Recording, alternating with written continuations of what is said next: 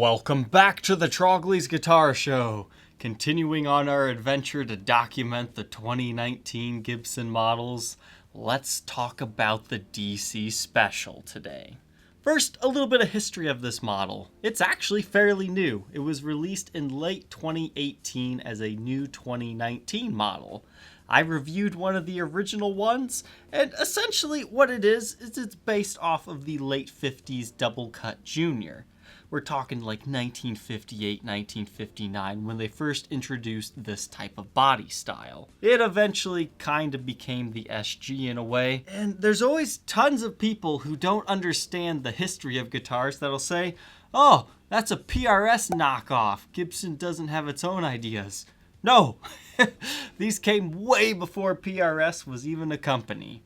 However, if you want to know the model that Gibson developed to kind of combat PRS at that time, that would be the Doublecut Standard. So yes, I'll agree, these things sitting on the rack next to PRS guitars, people might compare the two and choose the one that they like better, but that's about all you can say with that. This is not a copied design.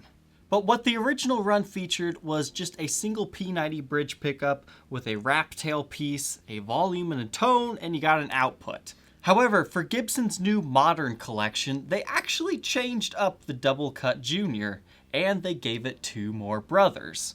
So the DC Junior, they moved the output jack from the plastic pickguard to the side edge of the instrument. Beautiful, I love that. I hate guitars that have it plug in on the front. But that's because I'm a Les Paul guy, and that's where I always look first anyways. And since they moved the output, they decided to move the controls down as well to kind of fill up those gaps and spaces. But the biggest difference is one you cannot even see. If you rip off the pickguard of a modern day DC Junior, you're going to see it has additional routing underneath there for a neck pickup, despite not having it. That's because of this model. Gibson has introduced the DC Special. They utilize the exact same body. They are the same guitars through and through. The only difference is this pickguard has a neck pickup slot for it and a 3 pickup selector due to that. So I think it'll be interesting to see which ones become more desirable on the used market. The late 2018 versions that have all the wood, some people will say the neck tenon is stronger and you'll get more sustain because there's more wood, less routing. But at the same time, the ones that have the routing, you have the option to modify them for a neck pickup and maybe save a little bit of money instead of buying one of these. These are running $899 for the DC Junior, up from $799, and the Special's running $999. These are still being offered in 4 finishes: worn ebony, cherry, brown, and blue stain. These things are just a slab body of mahogany. What that means is it has a flat top, it's got a flat back, you don't have any special contours to the back to make it more comfortable or anything. You've got a standard rosewood fretboard on these guys with maple necks. But hey, I said there were 2 brothers, right? Yes, they made a bass version of this guitar. I'm not going to talk too much about this because this is a whole separate other review, but yes, it is coming, guys. So in conclusion, it's kind of a new model, but not a new model at the same time. Some people hate the pickguards on them. I love them because I like the 70s era of Gibson, and these remind me of like a Marauder pickguard or the S1. If you don't know what those guitars are, definitely check out those reviews. They're kind of quirky and fun. Gibson, please do a reissue, but make them set necks. So now let's dive into the review. What were my first impressions of this instrument? The way I've been doing these brand new guitar reviews, I unbox them on my vlogging series. So what I do is I sit down and I kind of write a song for them, and I gather my first impressions based off of that. That's what the intros are. But unboxing this thing, they made the gig bag way too large for this guitar. Here's the gig bag for this instrument. Do you see how tall that is? I mean, it's not a huge deal, but it's something you definitely notice. It makes the shipping boxes larger, which increases costs for Gibson. My only theory behind why they did this is so they could standardize the gig bags for both the bass and Explorers and these things. That way they didn't have to have separate ones. Because this is the size these things used to be. That's a huge difference. Well, once that confusion subsided, this was just a really nice familiar look to this guitar. It's got the new neck pickup, which makes it, I think, look more official. Like, it's not just a beginner model, but there's definitely nothing wrong with just a one pickup guitar. They're actually kind of special in their own unique way. But why I chose to feature this example is I love the figuring of this mahogany body here. Not all of them will have this. This is an extraordinary, ordinary example here. And it's got it on the back too. It's just such a beautiful blue color. I did my review of the DC Junior in blue, so yeah, I'm sorry I'm featuring the same color, but I could not pass this up. That's just good. And on top of that, I love the neck. It's also got some figuring right there too. Then my eyes went to the overly dried out fretboard again. I sound like a broken record. I'll say it on every single new guitar review. It's just how it is. I like to have my boards conditioned and then they feel better in my opinion. But while tuning this instrument up, I think they changed the material for these buttons. Because I remember the last ones, they were kind of like a white plastic. They kind of felt and looked cheap. But these kind of feel like a pearl. They're kind of yellowish in color, almost a slightly pink hue with them as well. But they feel nice and smooth and polished. I mean, it's the little things that I'm noticing here that really make this instrument feel good. And then whilst playing it, coming off of that 61 standard SG that we just did the review on, this guitar is nowhere near as comfortable to play as that. I mean, that's kind of the difference between a lower end Gibson and one that has a little bit of higher price point. It's got some finesse to it. And I say that because the edges of this fretboard are not as rounded. I kind of got spoiled playing that SG. It's not that it's bad, it's just a different feeling, something I noticed while playing it. It's got a slim 60s neck profile and it has that flat feeling to it. And then this next thing it was kind of one of those moments where you go, huh, I guess I should have known this. My intro was originally kind of like a rock inspired thing and then I changed it to whatever you would call it. And there was a segment in that song where I wanted to do a kill switch stutter effect. So I was like, okay, just need to roll down my... It's a master volume, master tone. You can't do that because you don't have two volumes. And I had a question, why did I not think of that before? You don't have individual controls. I mean, you've got enough room right here. If you wanted to do some modifications and make a new pickguard, you could. It might be cool to have like a limited edition run that has the 4 controls. Speaking of limited editions, I hope they do.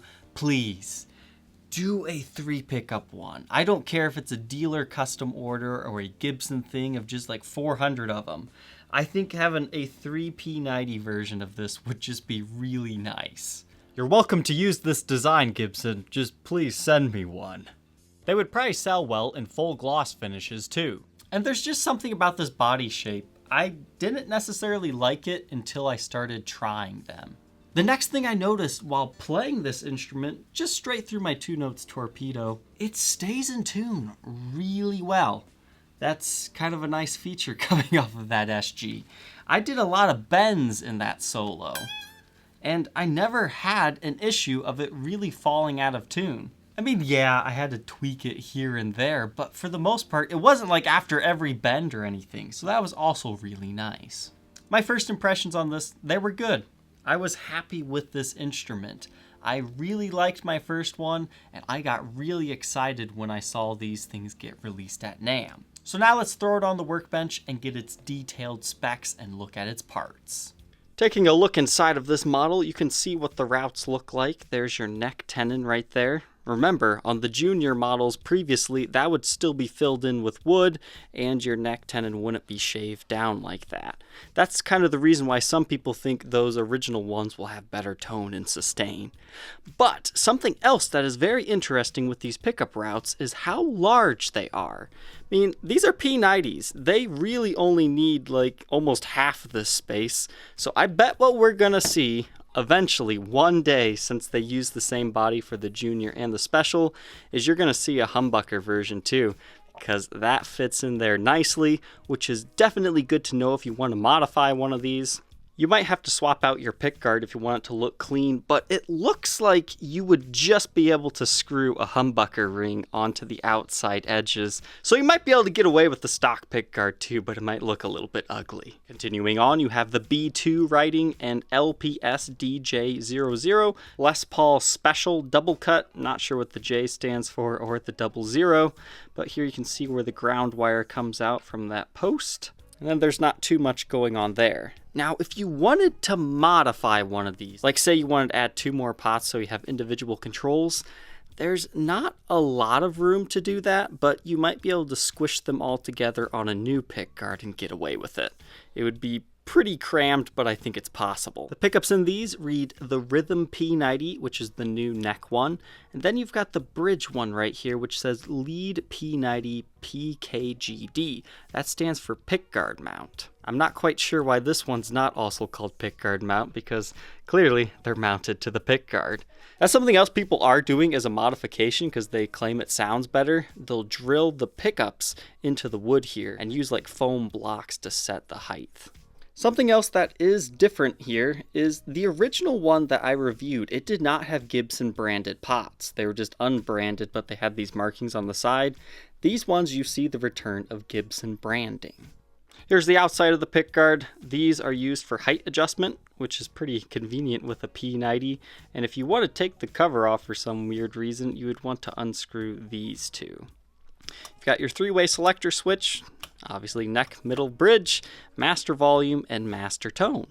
These do feature a wraparound tailpiece. I did not actually see any markings on this one, but you adjust the intonation with these little screws over here. This particular one has a beautiful 2-piece mahogany body, and then obviously it meets the maple neck with the rosewood fretboard as we discussed earlier. I was really happy with the look of this fretboard once I conditioned it, and I don't really see any manufacturing flaws or anything. The nut on this one looks pretty good. Truss rod works fine. You've got the plain cover, and this is officially a Les Paul model, despite looking a little bit goofy. And you've got the Gibson silk screened logo. As far as neck specs go, I get 1.67 inches at the nut width, which then increases to what appears to be 2.05 at the 12th. First fret neck depth here, we are reading about a 0.83 inches, which then increases at the 12th fret. It looks like we're about 0.92. So it stays rather thin. It's kind of a flatter feeling neck, but it still has a roundedness to it. Nothing goofy on the scale length either, just your standard 24 3/4. And within the circuit, the neck pickup is reading 7.84 k ohms, and the bridge reads out just a little bit hotter at 7.97. Middle position for fun, it reads about half that, 3.98. As far as the back of the instrument goes, there's no routing or anything, nice and clean because it's a top route. But you can see on the outside edge here, you've got the black plastic jack plate, and you have these large strap buttons, kind of like what I saw in like the Derek Trucks SG, and they've been using for a while. But I want to pay special attention to the one mounted on this top horn.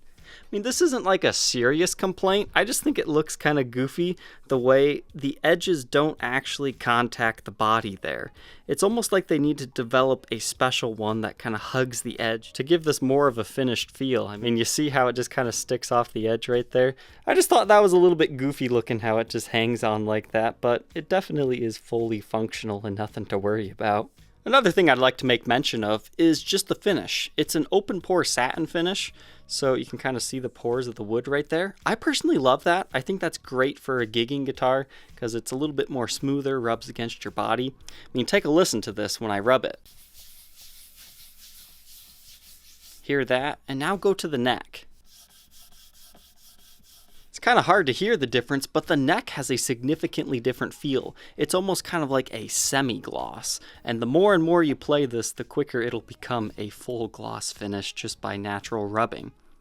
But beautiful neck on this. I love the maple neck with the blue finish. I think it looks great. Back of the headstock, made in USA stamp. So this one was made 2019, 66th day of the year, and 111th in production. This particular example weighs 7 pounds, 10.3 ounces. All right, let's go ahead and run through these tones. Starting with the neck pickup, everything on 10.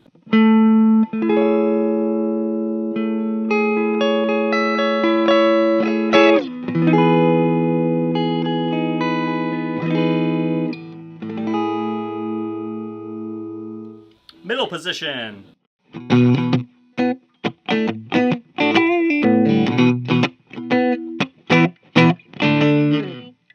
Bridge.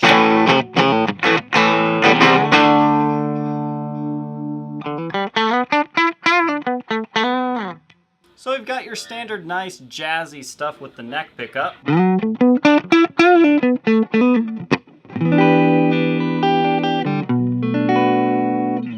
Middle, typical quacky stuff.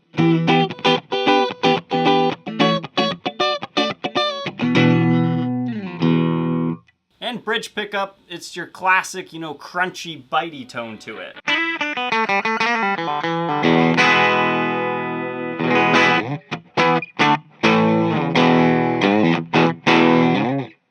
So it's kind of nice having this body shape, this whole color, the whole vibe of the double cut tribute, but also having the neck and middle pickup positions. Now I do want to talk about the volume pot here. In a few of my other 2019 episodes, I've been saying it shuts off at like 1.5. I'm happy to say this one's a little bit better here. It shuts off at 1. So I'll test that here for you.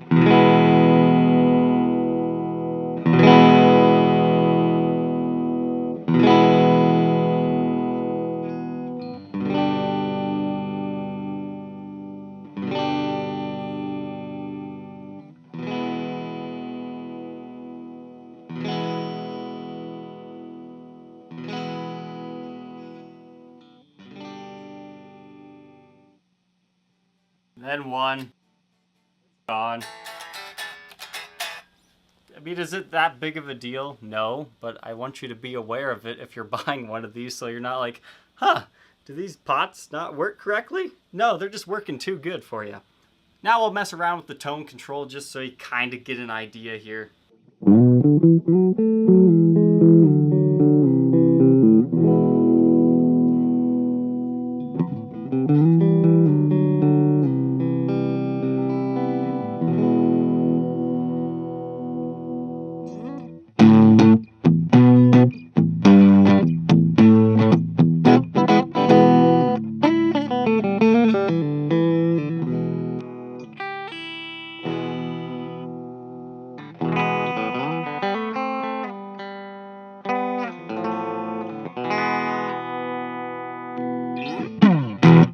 And now some more comparisons between the settings.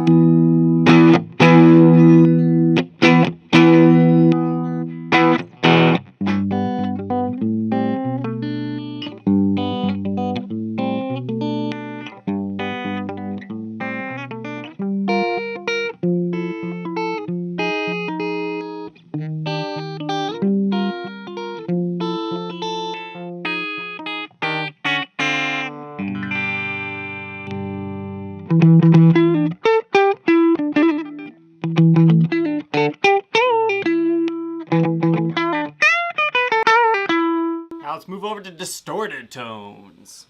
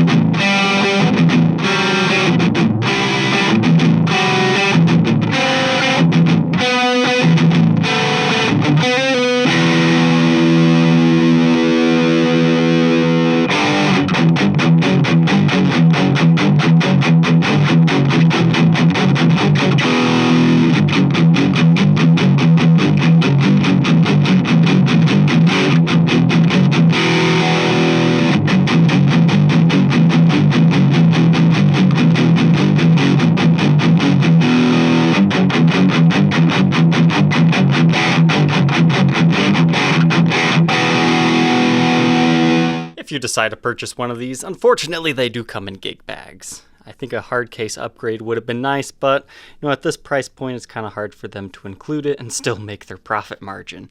But you do still get all this nice case candy with it. You get your pre-packed checklist, the whole baby photo, a Gibson branded strap, as well as a truss rod adjustment tool. This is a little Allen key, which is not pertaining to this guitar, but they just kind of include it with everything just for the few that Gibson does make that do need those. Got your warranty pamphlet, owner's manual, and your black polishing cloth, which is all laid inside this nice little Gibson baggie. So the only thing you're really missing out of this deal is the Gibson multi-tool because, once again, the price point. The interior is a nice plush white. I mean, it's rather large for the guitar, but, the inside's nice. It's constructed well. It's a gig bag. That's about all I can say. What are my final thoughts on this thing? Honestly, guys, I cannot suggest these enough. They look very plain and simple. Do they look like a $1,000 guitar? No, they don't. But man, do they give you your money's worth once you start playing these things. There really is something nice about the simplicity of these, but now that you have the neck pickup too, it's just so enjoyable to play these things. I always find songs and new riffs just bursting out of these things. I mean, if you've been following my channel, I'm not the best guitar player in the world, but I'm happy with what this instrument inspired me to play. Quality control wise, this example was pretty good. There's only one small thing that I want to mention just in case this matters to you. I'm guessing this issue has happened because of the woods drying at different rates, but you can just barely feel a difference between the fretboard meeting the neck. There's a little bit of a ridge. Now, if you have a ring on or something, that might start to chip the finish a little bit, but you can feel that slight difference in width about all the way up the fretboard until about the 15th fret, and then it's smooth. So I'm not sure if it got missed being sanded down at the factory or if it's because the woods have dried at a slightly different rate, but that's the only thing I can see on this guitar, and honestly, it doesn't matter at all. You don't necessarily feel it unless you're going, yep, there we go. But that's my job, to review these things, to give you all the nitpicky little details so you know whether you should want to buy this guitar or not. It's a yes with flying colors from me. I hope you enjoyed this review of the DC Special. If you're interested in being the next owner of this one, now that my review is done, you can check out the link in the description that will take you to the Reverb for Sale page. Buying my demo models helps me purchase more of these so we can get more reviews of this new lineup. I don't get sent these by Gibson. I have to buy them with my own money, and I can't just afford to keep every single guitar I show you guys. Alright, thank you for watching. Don't forget to like, comment, and subscribe. Share the video with a friend who would enjoy it, and we will see you tomorrow on the next episode. Take care.